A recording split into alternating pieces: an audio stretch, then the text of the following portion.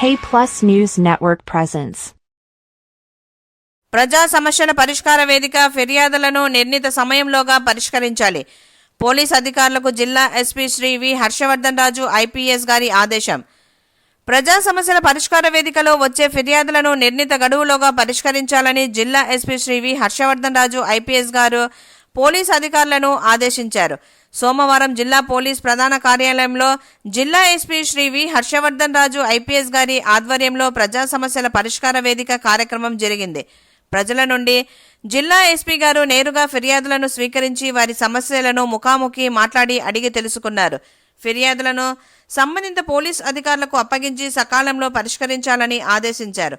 వికలాంగులు, వృద్ధులు, మహిళల ఫిర్యాదులకు మొదట ప్రాధాన్యతనిస్తూ సత్వరమే సమగ్ర విచారణ జరిపి వారి సమస్యలను పరిష్కరిస్తామని జిల్లా ఎస్పీ గారు తెలిపారు.